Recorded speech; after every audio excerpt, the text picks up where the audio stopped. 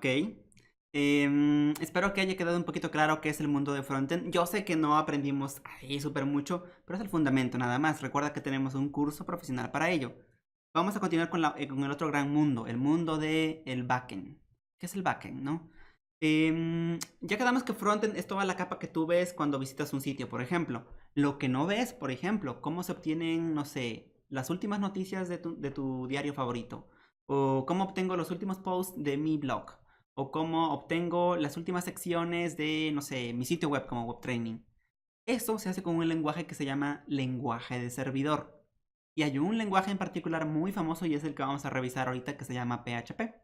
Ese lenguaje PHP nació siendo un lenguaje de scripting, es decir, se utilizaba para hacer pequeños códigos que se ejecutaban para hacer ciertas tareas. Y creció un poquito más. Actualmente ya es un lenguaje muy potente y es un lenguaje que es la base de unas cosas que se llaman gestores de contenidos. Y en particular, si has utilizado lo que se llama WordPress, como en este caso este blog, WordPress está hecho en PHP.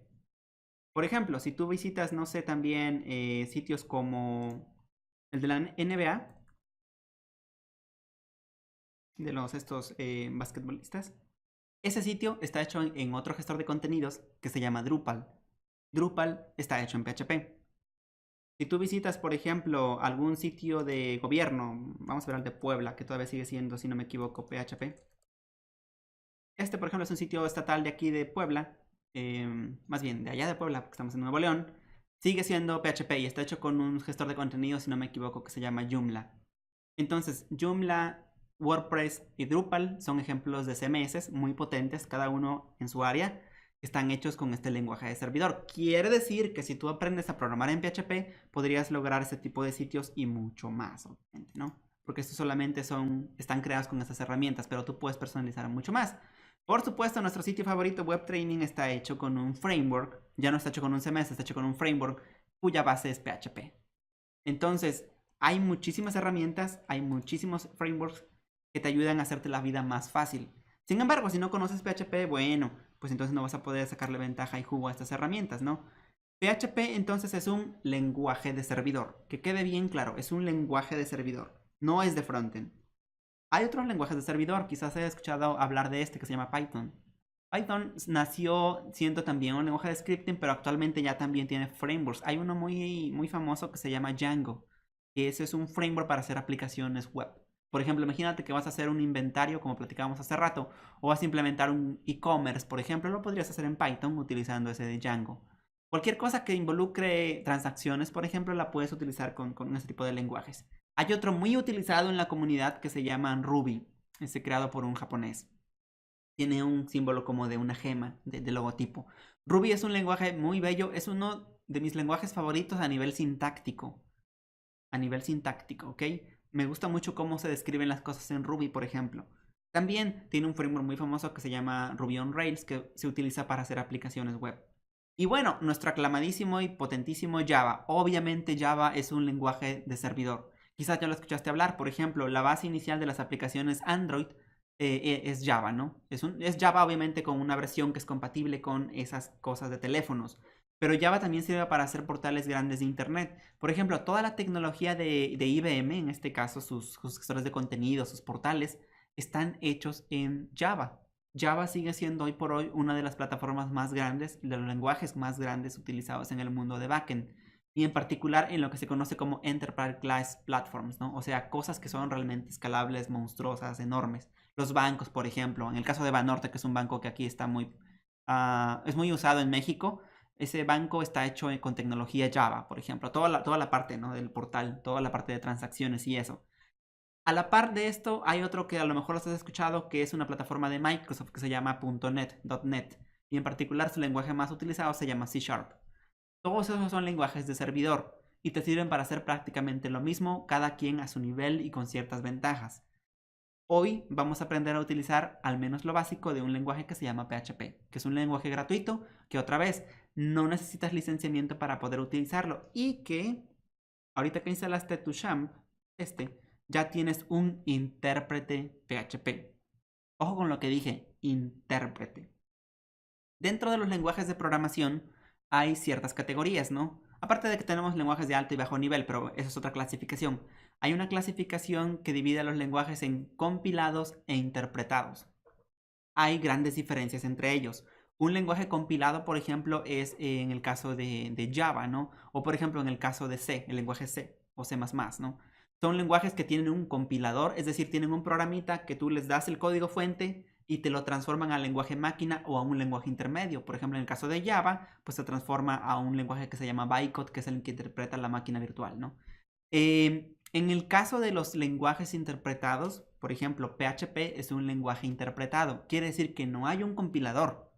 No hay un compilador como tal, ¿no? Por sí mismo.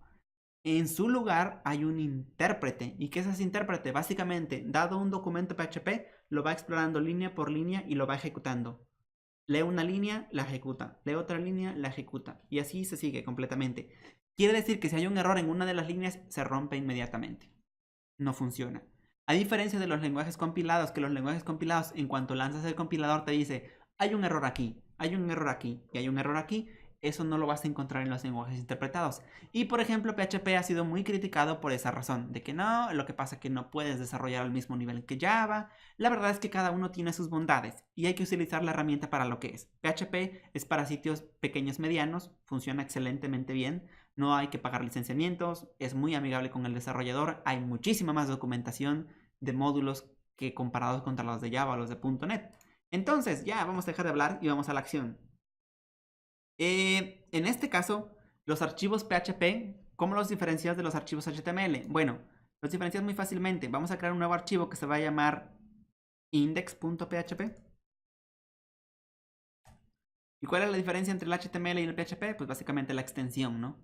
Aquello que tiene la extensión .html quiere decir que no tiene código dinámico. Lo que sí tiene código dinámico es esto que se llama .php. Lo vamos a abrir con este editor, que en este caso es Visual Studio Code. Aquí me dice que no se puede validar, dado que no tenemos un PHP, ¿no? Una ruta de un intérprete PHP para que lo pueda interpretar inmediatamente este editor de código. No te preocupes, eso es solo un warning, lo podríamos configurar. Ahora, cuando utilizamos PHP, hay que utilizar unos como tags especiales, que son estos, de apertura, y unos de cierre. Si tu documento va a contener solo PHP, puedes dejar nada más los documentos de apertura para que evites errores, no cierres innecesariamente. Lo que yo pongo aquí es dinámico. Por ejemplo, si yo pongo aquí una variable, que sería en este caso, por ejemplo, suma, y sumo 1 más 3, esto no lo voy a ver en el navegador jamás. ¿Por qué no lo voy a ver? Porque lo va a interpretar y ya, no hice nada con eso, ¿no? Vamos a ver. Voy a regresar a mi práctica.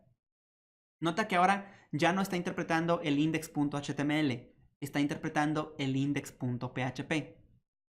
¿Por qué pasó eso? Interesante, ¿no? Resulta que nuestro servidor Apache tiene una prioridad de interpretación de documentos.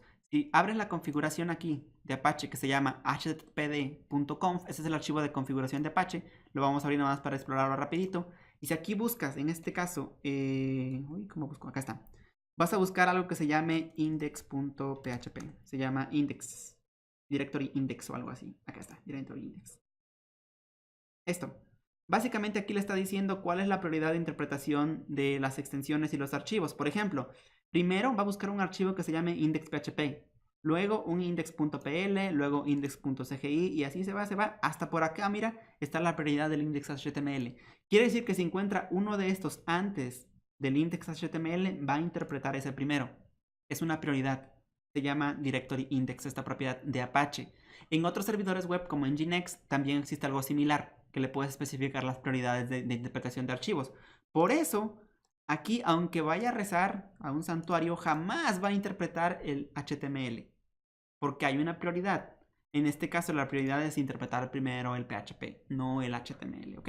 Bueno, ya que sabemos eso, que hay una prioridad y que está configurado aquí, voy a cerrar un poquito la configuración de Apache, voy a regresarme a mi editor de código, y nota que aquí estoy haciendo la suma, sin embargo, yo no estoy sacando esa suma. Pudiera sacar esta suma, pudiera decir imprimir la suma, ¿no?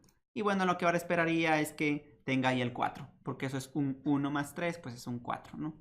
Listo. Entonces, así de sencillo puedes utilizar PHP. Si te fijas, es crear un archivo con extensión PHP y poner código especial. Ahora, ¿cómo esto yo lo combino contra cosas dinámicas? Por ejemplo, voy a agarrar el index.html que ya tenía, me lo voy a llevar todito y lo voy a copiar aquí. Es lo mismo. Ahorita vería el mismo resultado exactamente. ¿Por qué? Un archivo PHP puede contener HTML, pero no al revés. Un archivo HTML no puede contener código PHP. Ahora, ¿qué pasa que, por ejemplo, si yo quisiera hacer cosas dinámicas? Por ejemplo, imagínate que no sé, vamos a poner aquí en lugar del párrafo. Bueno, el párrafo lo voy a quitar a este texto. Y aquí voy a imprimir la suma, ¿no? Y voy a imprimir la suma en, por ejemplo, vamos a poner aquí un H1. Vamos a poner un encabezado de primer nivel. Y aquí voy a sacar una suma especial. Entonces aquí yo pudiera, digamos, integrar código PHP. ¿Ok? Ahora, si yo quisiera imprimir esto, obviamente es un error porque no la tengo declarada, ¿verdad? La pudiera crear donde sea antes de que la intente usar, porque aquí se importa la prioridad de cosas. En PHP es un lenguaje que, digamos, es sensible a la declaración. No es como JavaScript, que en JavaScript tienes el concepto de hoisting, que eso te permite declarar variables en diferentes lugares y utilizarlas. Aquí no, aquí sí debes declararlas. Entonces, por ejemplo, acá pudiera tener una suma, ahora sí, bonita, 1 más 3, 4, e imprimirla en este encabezado de primer nivel. Si notas, ahora va a salir ahí un 4 en un H1. Nota que esto es un encabezado de primer nivel. Y así de fácil puedes intercalar, digamos, código PHP en un archivo HTML. Ahora, por ejemplo, si yo le quisiera poner estilos a este tag, pues eso sigo el camino normal, ¿no? Ahí no he cambiado nada. Puedo agarrar los estilos y puedo decirle, ¿sabes qué? A todos los H1 vas a ponerles un background color, como ya nos gustó el color, por ejemplo, negro. Y el color de la fuente la vas a poner blanco para que tenga buen contraste, ¿no? Y se vea que está ahí. Si notas, estoy estilizando de la misma forma como lo había hecho antes, pero ahora ya tengo este resultado. ¿Qué pasó?